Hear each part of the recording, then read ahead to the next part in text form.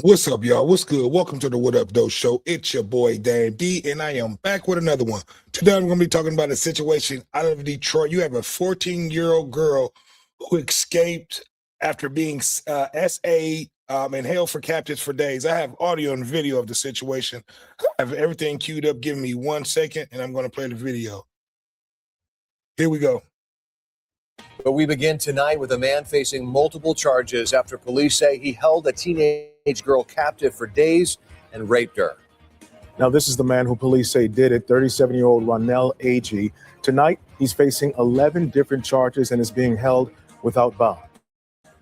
And that 14-year-old was eventually able to escape. Thanks for joining us at 5. I'm Ty Steele. And I'm Damon Fernandez. Police say that girl was held inside a home on Lindsay Street on Detroit's west side. That's right in the area of Southfield Freeway and 7 Mile. Let's get out to Khalil Maycock. He's been working this story. What are the updates, Khalil? Yeah, so I spoke with a man who lives on this street who says he's disgusted to know he's interacted with RONNELL for over a year and that he's accused of doing something so horrible. He also says it's crazy to know that someone's child was assaulted inside of this home.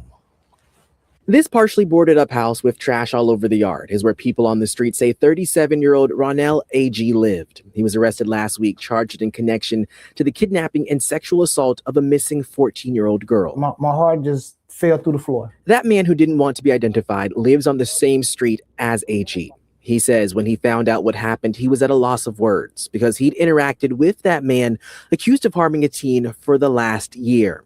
Detroit police say the 14-year-old in this case went missing earlier this month. And according to the prosecutor's office, between March 3rd and March 10th, she was assaulted here. The man, who wants to remain anonymous, says a hard part about this situation is knowing at one point he tried to help someone who was arrested for hurting others. Well, I helped him with a little because he needed my weed whacker to do a job a day. Told me to help him, so I did that. Asked me to use my lawnmower to cut grass. And that man says police were searching this home about a week ago, which all makes sense. He added this situation is frustrating because AG was in close proximity to his daughters. So it's like you had the potential to take advantage of my daughter, my young daughter. If you could do that to somebody else's daughter, you could do it to anyone's daughter.